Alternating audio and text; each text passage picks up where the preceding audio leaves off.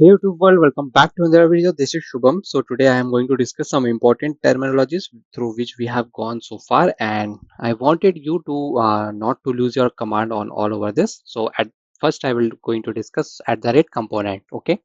So what is at the rate component? It's an object instance of a class which is going to manage by the Spring. Basically hmm, an object that will be managed by a Spring. That's it. It is going to create an object for you and it is be managed by Spring.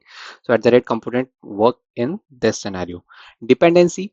Dependency is something by which your objects will not be created. It has dependency on it. If I go to our previous example, we have a dependency on at the rate component dependency 1 and dependency 2. So you can write it as dependency 1 dependency dependency 1 and dependency 2 dependency 2.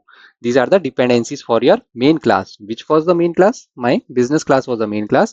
Until and unless this class are not present at the rate dependency 1 and dependency 2, business class is not going to get compiled. So this is how you create a dependency. Okay.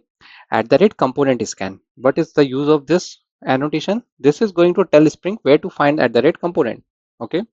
This tells Spring where to find at the rate component. Okay. And then we have a dependency injection with us. Okay. What is the use case of this dependency injection for us? So dependency injection, as I have discussed in from the last video as well, what it is going to do, it is going to identify bean their dependency and wire them together. So let me write it for you. Identify bean. Okay. And what it will do, their dependency and wire them together. Okay. That is the basic work of this. Getting it? So that is how dependency injection is going to work for you.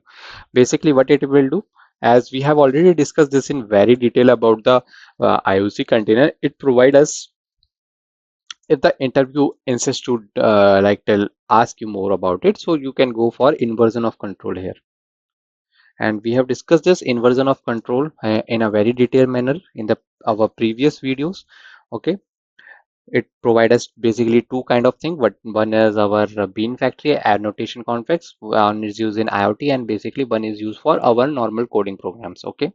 So if interviewer go very deep, then definitely go for this IOC container object telling him that it how it is going to create. Okay.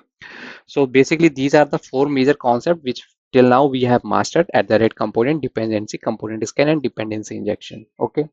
And in the next video I am going to tell you about the at the rate component versus at the rate bean, because these two are the major ask question.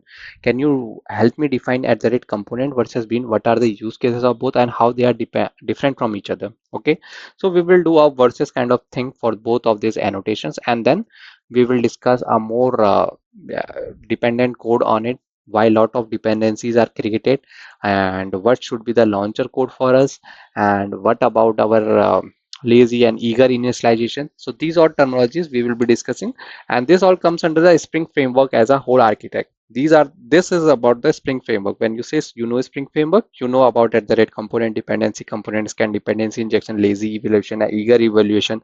You know how to create dependency, what are tidying up things. Okay, so all of for all of that and more, head over to the next lesson.